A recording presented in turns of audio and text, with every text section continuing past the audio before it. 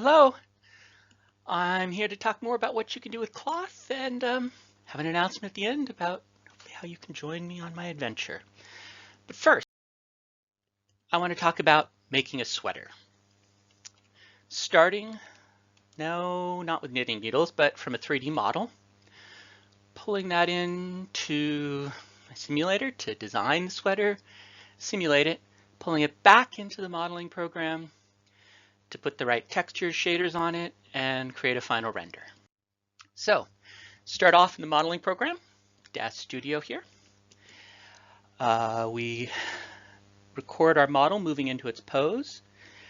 We then load that data into the simulator, and we're ready to start making our sweater. First thing, I think the sweater needs some sleeves, so we'll pull some sleeves out. I don't like the way that armhole looks, a little bit too tight, so we'll give it a little bit more space there.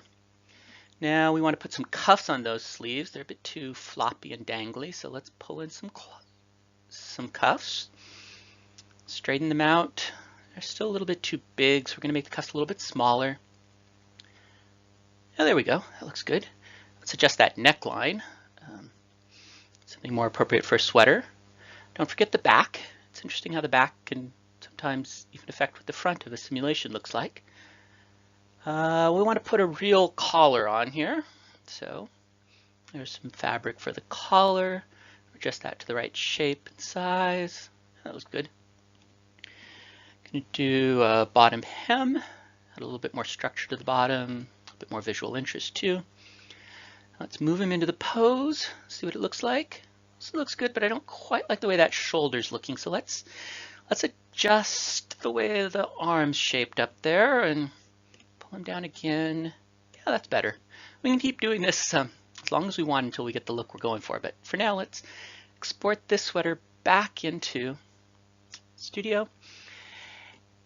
And now, from here on out, we do whatever we normally would do in our modeling program. This is just another model.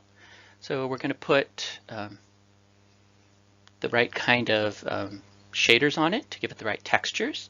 In this case, I'm using the elegant fabric textures that I got from DAZ. I happen to like how they look on sweaters. Put different fabrics on the body and on the collars. We'll keep going until finally create our ultimate render. Now, of course, this isn't the only figure we can put this sweater on. We can put it on figures that are much bigger, put it on figures that are much smaller with kind of crazy anime shapes. We can make the sweater big and floppy and blowing in the wind.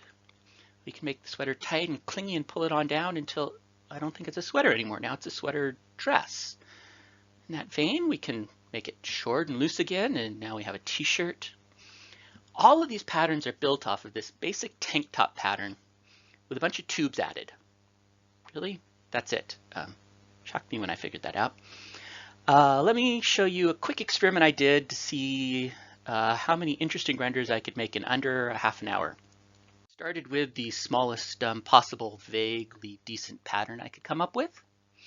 Pulled that out into a much more comfortable t-shirt, to a tunic or t-shirt dress, to a fancier dress, capture that fancier dress blowing in the wind,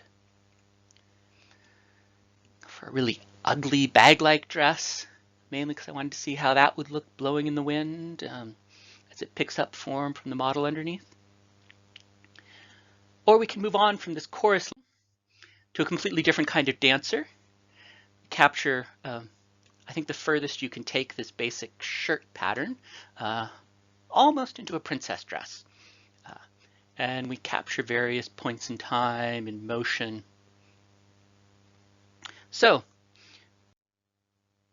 where do we go from here? Well, I have an announcement to make. The exciting news is I was able to make all of these renders, well, only once or twice, cursing the idiot who wrote the program. That'd be me.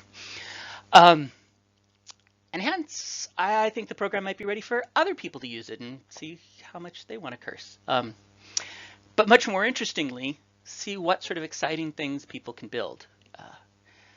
So I'm going to make an early access release of the software very soon on Patreon. My goal is to make it available on November 20th. Don't be surprised if it takes a little bit longer, please. And I want to make this available. I want to see what people can build with it. Please, if you're interested in more, join me over on Patreon, and let's see what sort of beautiful things we can make together.